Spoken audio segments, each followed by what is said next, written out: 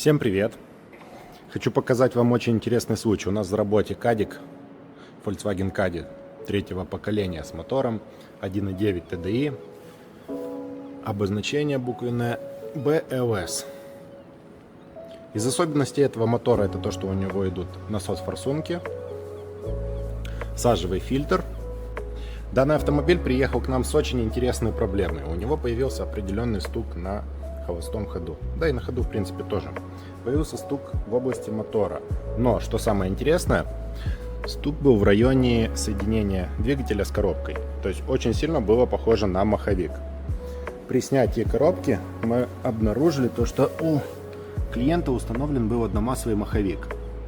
Он потом сам уже поделился историей, рассказал то, что он отвозил машину на ремонт к ребятам, которые занимаются коробками, с той проблемой, что у него плохо включалась третья или четвертая передача.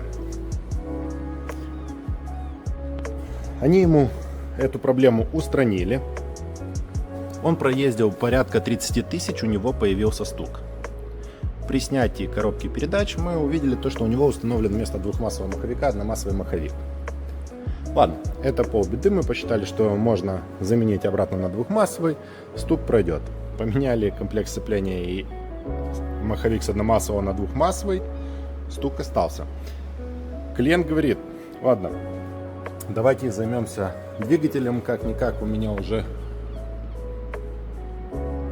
около 600 тысяч пробега, ни разу туда не лазил, давайте откапиталим уже мотор, поменяем поршневую, обслужим его полностью, прокладочки, в общем, сделаем все как полагается. Откапиталили мотор, собрали, запустили, стук остался. При этом сразу говорю, что поршневая новая, блок был у ребят, которые занимаются блоками, коленвал также отдавался на проверку, чуть-чуть стачивался, вкладыши ремонтные, поршня ремонтная уже. Кстати, еще одна особенность данного мотора — это то, что у него первый, четвертый поршень идут одного вида, второй, третий другого. То есть два разных вида поршней. Второй, третий цилиндр одного вида, первый, четвертый другого вида.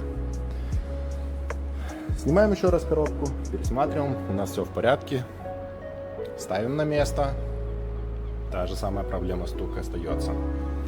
Снова перебираем двигатель, пересматриваем все места, стружки нету, стук остается. Отдаем опять коленвал на проверку.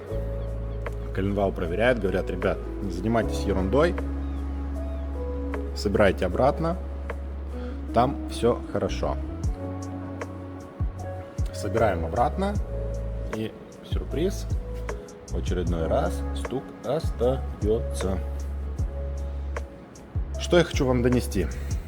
Многочисленные снятия установки коробки, разбор в очередной раз двигателя, сбор двигателя, запуск его, очередной раз мотор стучит, привел нас к тому, что те, кто проверял коленвал, недостаточно его проверили или у них не было возможности, но при детальном осмотре коленвала мы обнаружили то, что на первой шейке коленвала имеется трещина.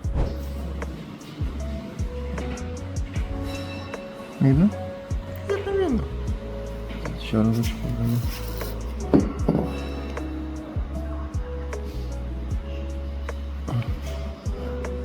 О.